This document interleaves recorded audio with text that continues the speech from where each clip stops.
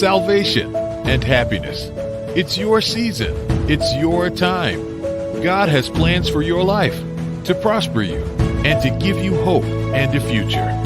Join us and learn how God's love and power can bring hope and happiness to your life. This is your opportunity for motivation, encouragement, and purpose. Are you ready for motivation, inspiration, and a good time? Get ready for the Tish Barnhardt Show. Real issues, relatable topics, and real people.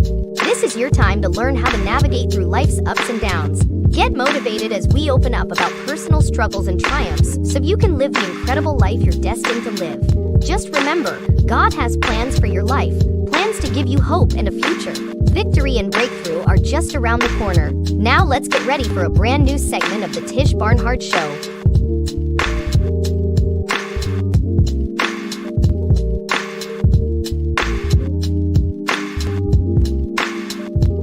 Welcome to the show, everybody. I am Tish Barnhardt, the host of the Tish Barnhardt Show. Listen, we are super excited that you all have tuned back in with us today. And listen, on tonight, you guys, we have Dr. Lashawnda Shiree back with us. I know last time we were talking with her about the confessions of an ex-preacher's wife. And so tonight we are going to dive into her book that she wrote, Winning the War Against a Who? A Narcissist, you guys. So let's bring up to the stage tonight Dr. Lawshanda Shiree, everybody. Hello. Hey, girlfriend. How are you? Great. How you doing tonight? I am doing just simply fabulous, and I am loving the platinum hair, my friend. Snap, snap. Go ahead.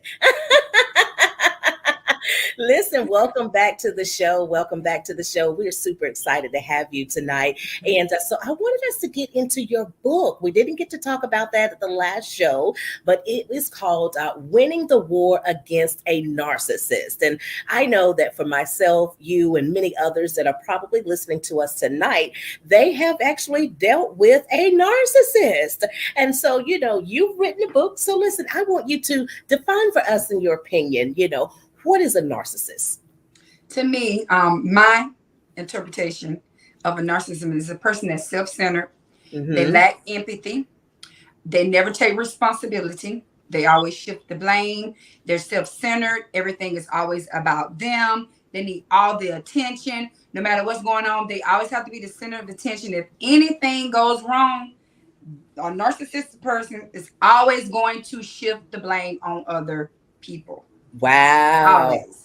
All right. Hey, I love it, and so certainly, I've had my share of dealing with narcissists, in past relationships, friendships, because it's not always just a friendship. I mean, a relationship, it could be a friendship that you're in that person is very narcissistic, it could be, a parent, a relative, or whomever, that exhibits the narcissistic behavior. And so in your book, you talked about the 12 signs, to recognize that someone who is a narcissist. And so we don't have time, of course, to go through all 12 of the signs. So let's just talk about a couple of those signs tonight. So let's start with the one where you talked about the narcissist is a person who is who has to have a superiority and entitlement. So tell us about that. What does that mean to us?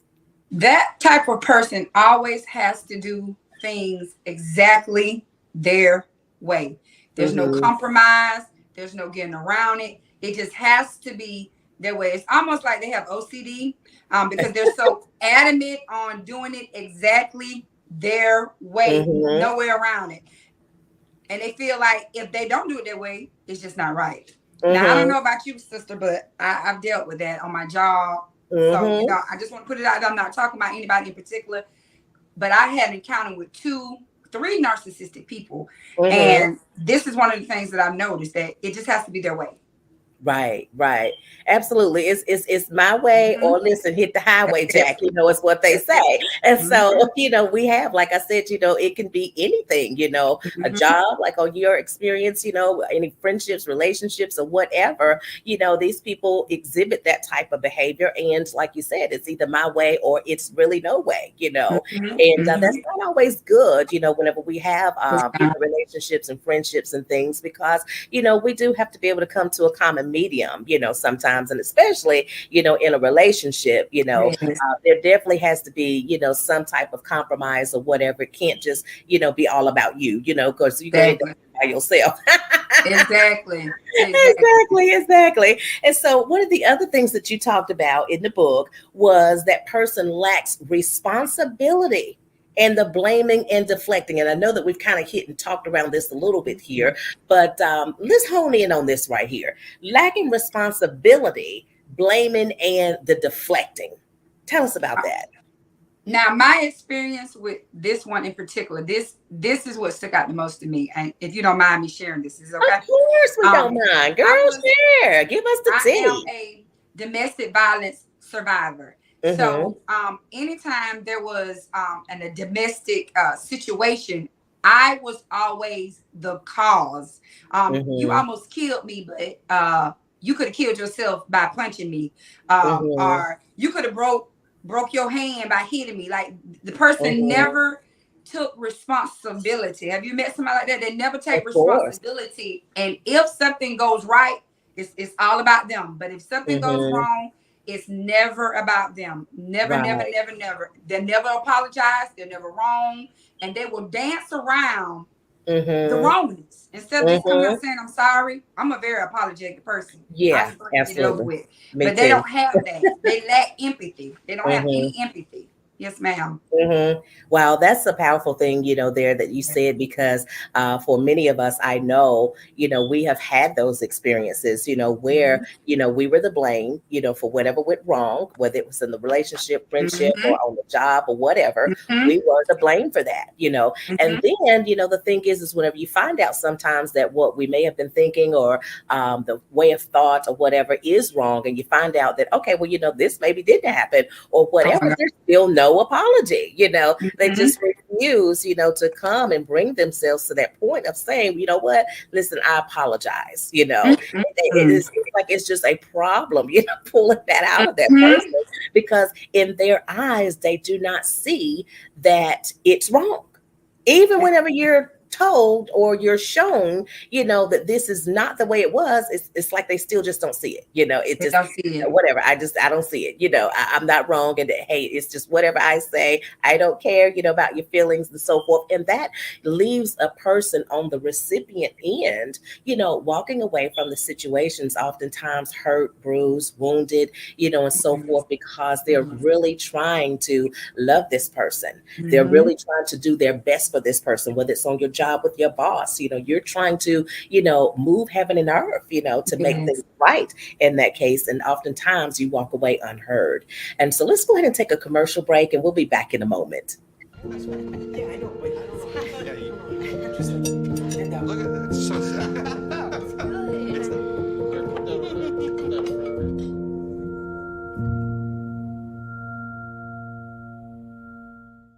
There's nothing better than being inspired and renewed daily by the power of God. In Morning Tea with the King, author Tish Barnhardt shares inspiration through a 90-day devotional that will rejuvenate your mind with scripture and your body with daily suggested herbal teas. You'll begin to see that every experience brings about a different perspective on how to view the things that are happening in our lives as we continue on our journey. Available at Amazon, your local bookstore, or at trilogy.tv. Looking for fun, laughter, and the best show on television that supports historically black colleges and universities? Well, look no further. The HBCU Alumni House Party has got you covered. Hosted by none other than Anthony Brown. The HBCU Alumni House Party uplifts, talks about, and reports all things HBCU.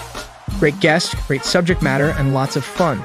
You can find the HBCU Alumni House Party on the Daily Gospel Network at 6:30 p.m. on Sundays, the Daily Gospel Network International Tuesday at 10:30 a.m. Eastern, and the Daily Gospel Network Plus at 4:30 p.m. on Thursdays, all on Roku, Amazon Fire, and Apple TV.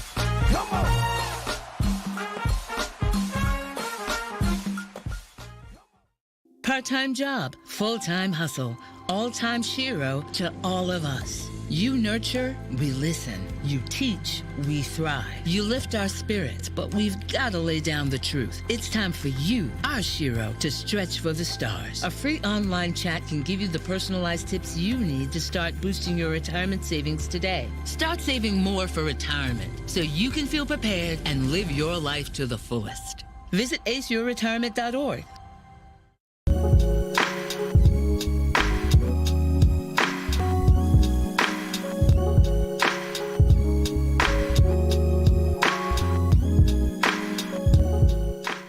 Hey, welcome back to the show, everybody. We are back again here with Dr. Lawshanda. Love you guys, the author of The Guide to Winning the War Against a Narcissist. And so before the commercial break, we were talking about those 12 signs, to know that you are dealing with someone or that you know someone who is a narcissist. And so we talked about that person who had to be the superior person, the entitlement person. And then we flipped over, we talked about the person who lacks responsibility, who actually blames, you for everything, who deflects everything on you. And so now I wanted us to talk a little bit about the person who is or has the inability, rather, to be truly vulnerable. In your book, you mentioned that. So what do you mean by that? Share with us. Now, first, I just want to encourage you, woman, man, if you're in this situation, you got to know exactly what I'm talking about. Have you ever been with someone that you don't went to marriage counseling with, you don't talk to the pastor with, you don't read self-help books about, you don't did all of this inside of the relationship because you're trying to make it work, and no matter what you do, it's not going to work because this person lacks the ability to be vulnerable. They lack the ability to change. They lack the ability to feel where you're coming from. And instead of trying to make things work with you, it's easier for them to leave you and start all over again because now you're getting needy. Now you want to talk too much. Now you need answers. Instead of dealing with it, they much rather walk away. They are emotionally disconnected. They can't connect with anybody emotionally. Just look at it. If you've met somebody that has had 4, 3, 5, 6, 7, 8, 9, 10 wives. Right. I mean, hey, that's a valid point, because, hey, sometimes it may not just be the other person. It could just be you. And sometimes we do have to step back, and take a look at, ourselves and actually do some personal development to see, if in fact this is true, about you, because oftentimes when we do things, we don't always see what we're doing as wrong, right? So we probably all have exhibited some narcissistic behavior, in our lifetime, right? And so we know, as a result of that, what that looks like whenever it's being done to us. And so a person that refuses to take responsibility for their actions, they aren't, able to be truly vulnerable, And so oftentimes, I've wondered, why, a person feels that they have to hide, because in a counseling session or whether you're just talking with each other, you're sharing and you're kind of letting your hair down, right? And so you're going to tell them pretty much all your stuff, your background, whatever, and they still ain't trying to give you nothing. Don't want to share with you anything. And sometimes, that topples over into some of the other reasons that you mentioned in your book as well about these signs was fear and shame, and things like that, because sometimes people have dealt with things, in their past lifetime that they don't really want you to know about. So they can't really be that vulnerable with you because I'm afraid that if I tell you, that I did this or I used to be this or whatever, I'm afraid that you're going to walk away from me. So it's easier for me to control the narrative and be this superior person, that it's got to be my way or no way, because I can't let you on the inside. I can't let you see the real me. And sister, one of the things that I learned from this type of situation, I dealt with this type of person, is you will spill your guts out, right? This is what happened to me. And years later, I remember I was in the kitchen when I was like, I don't know nothing about this person because this person never really shared anything with me, but I poured myself into them and they began to use the information against me. That's a trait of a narcissistic person. They only tell you bits and pieces, like the top part, but they never go into depth about anything. Right. Always evasive.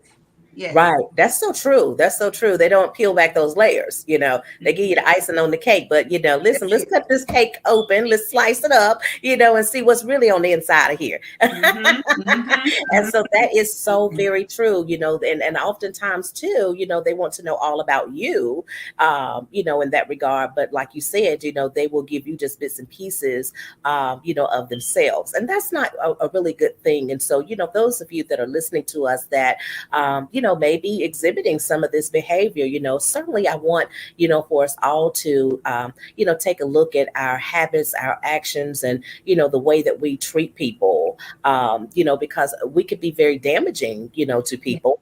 And we have to, at some point, if we're feeling guilty about maybe our past and we don't want to be vulnerable, with the person that we're with, we definitely need to be able to get past that. We've got to find, a support team or somebody, that you can open up to and really share, with, so that you can get the proper healing, because you don't want to continue walking around in life, with this pattern, and with this thing on you, because, like Dr. Lawshanda said, you can be, in 4, 5, 6, 7 wives, and so like, well, what is the problem? Like what is really going on? And so we have to, ask ourselves that question, and then, be honest enough to take the criticism or the critique or whatever to be able to fix that part of us, and so it's nothing wrong with personally developing yourself. Hey, I've had to do it. I've had to take a look at, things that people, said about me, in times past or whatever. Well, but did I really sound like that? Did I really say that like that? Did my face really this or what? You take inventory, and it's okay. We all have some things in our past that we've dealt with, but you know what? Hey, we don't stay there. We grow from it. And this is what, has allowed you to be able to spark and, write this guide for us, to be able to see how we can win this war against the narcissist. So my friends, I want y'all to go and get her book, you guys, Winning the War, Against a Guide to Winning the War Against a Narcissist. I'm telling you, it's going to bless your life. I really believe that. And so the next question, Dr. Lashawnda, that I want to get into is, you said, what do you do if someone close to you is a narcissist? So can you tell us what a person should do if they find themselves in a situation like that with a narcissist? First of all, you have to realize that you cannot change anyone. Only thing you can do, especially if you're married, I say married because that's the covenant. If you're married, you have to learn how to work on yourself. You have to learn how to work with yourself. If you see the person going off on the deep end, you don't go off on the deep end with them. You know that person well enough to know how to handle them in different types of situations. What helped me was setting clear boundaries. I'm talking about as I was exiting a relationship, because I didn't know how to handle it while I was in it, because I was too deep in it. You know what I'm saying? But as I was exiting, God strategically gave me a roadmap to deal with that narcissistic spirit. What helped me the most, I wrote all of this down, but what helped me the most was complete silence. Complete silence, because when you are silent with a narcissistic person, I mean silent, no response, nothing, no email, no text message, no nothing, like no response. They can't deal with it, because it takes their power and it takes their control and it makes them little. As long as you're feeding into the negative energy, the negative comments, the negative, all of this, they love it because it's attention. You see what I'm saying? But when you get quiet and just let them have it, I'm talking about have it all. Have it all. You can have it all. Yes. Oh my goodness. That was so good. And listen, I want us to dig into that a little bit more when we come back from this commercial break. For those of us raised in the church, the life of a first lady looks glamorous. She is always out front with her husband, and people admire her in every way imaginable. The notoriety, fame, and fortune of these men can be intoxicating to those who do not have it, and some will do anything to achieve it. Little do they know that the real life of a first lady is far from perfect. Pre-order your copy today at www.tishbarnhardt.com.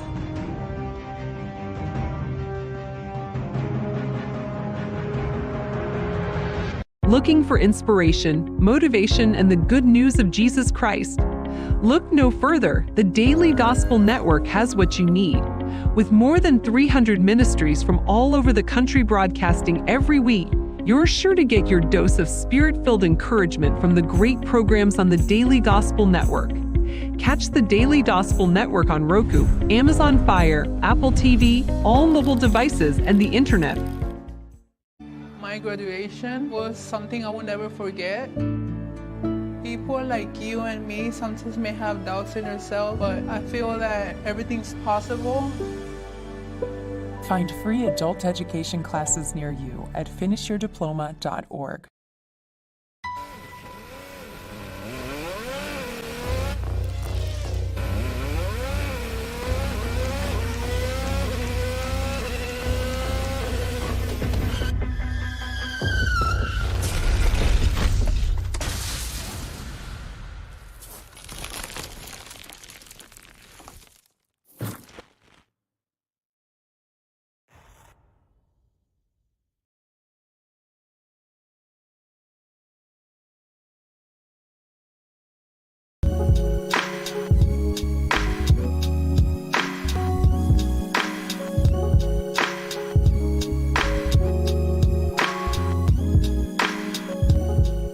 Hey, welcome back to the show, everybody. We are here with Dr. Lawshanda. Love you guys. And I'm telling you, this has been a really good show tonight, especially opening up, about the signs of a narcissist. And so before we went to commercial break, you had opened up talking about the silence, how whenever you are silent, to the narcissist, you don't answer their text messages, you don't answer their phone calls, how it really, really bothers them. It sends them to a totally different place. And you have like 18 messages in your cell phone. You got, I don't know how many calls in here every day, all day, trying to get that response out of you. And so whenever you don't give it to them, you have now taken back the power, and that power is no longer in the hands of the narcissist. And so what we do oftentimes is that, okay, they done been texting and emailing and calling for 5 days and stuff like that. And so then, you take the brakes off.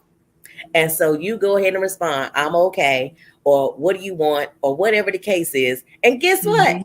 The cycle begins again. The cycle begins again, because they can start out acting right for, a day or two. But then guess what? That same behavior begins to come to the forefront again because they have not dealt with it like you had said before. Exactly. They want control. They want the control. They want the control. So I thought that was a very, very great point there to bring up about that silence, because I know for me, I've definitely have experienced that with a few people, in my lifetime, wanting that control and so forth.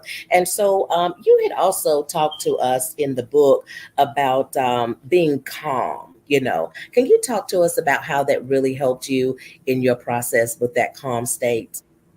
Yes. So I was reading this book once, and it was called the 5-4-3-2-1 mechanism. And I'm here to tell you, as awkward as it sounds, it would help me. It helped me whenever I was getting overwhelmed, because these type of people, they have a different type of energy. They have the ability to just come in the room, suck up the air, just change the atmosphere. And sometimes it makes your anxiety or your, what I'm saying? It make you up, as my husband would say. It make you feel like you're up. So one of the things that I did was I would always count backwards: 5, 4, 3, 2, 1. Take a deep breath, and then I would move forward. And it worked every single time. And I always will remind the Lord that you said that if I keep my mind stayed on you, you'll keep me in perfect peace. I always use, that's my favorite scripture. Listen, now you need to come be God now, because there's too much going on, and I need some perfect peace. Now, where are you? Look, hello. And the breathing exercises and recognizing that, okay, I'm up. I'm not going to pretend like I'm not up. My anxiety is up. You don't work me up. Even though, you know, you're not trying to let them upset you. Yeah. It's upsetting. You know what I'm saying? It's just upsetting. Of course. Yeah. Most definitely it is. And, you know, I think that's very powerful too, you know, to say that, you know, about using that 5, 4, 3, 2, 1 method, you know, 5, 4, 3, 2, 1, you know, and then before you move forward, because a lot of times, you know what, we are so quick to, you know, just respond back and, you know, things like that. And it's still, you know, it doesn't do anything for the narcissist. So you can drive yourself completely crazy trying to get your point across, you know, because they hear you. They done already tuned you out 5 seconds before you even started. Okay.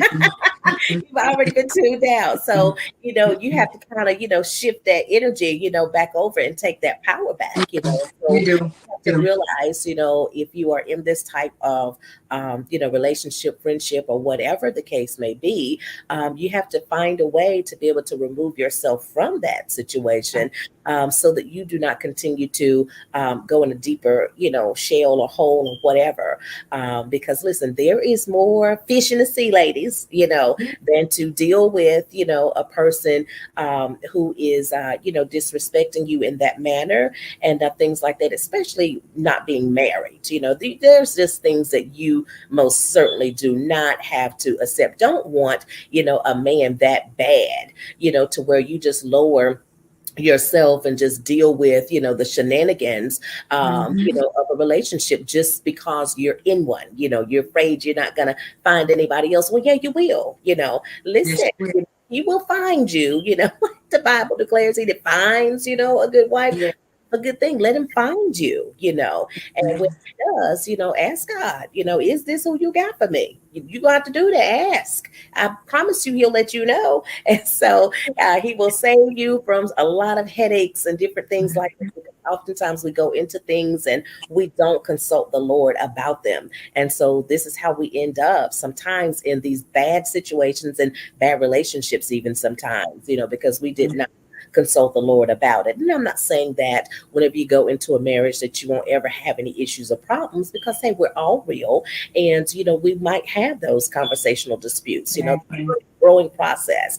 But when you're dealing with a narcissist, it's on a totally different level, honey. So you want to save yourself, you know, that issue by not going into it, you know. So definitely seek God on that. Dr. Lawshanda, this has been a great conversation here tonight. Why don't you tell us where they can go and find your book? And you guys also, you know, she does a whole lot of stuff. So when you go on her website, you're going to see a plethora of things. So tell us what you have to offer, friend.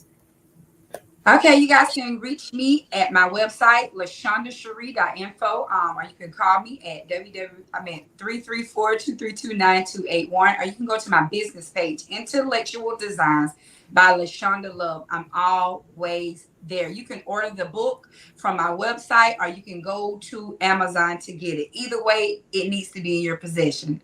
You will be blessed.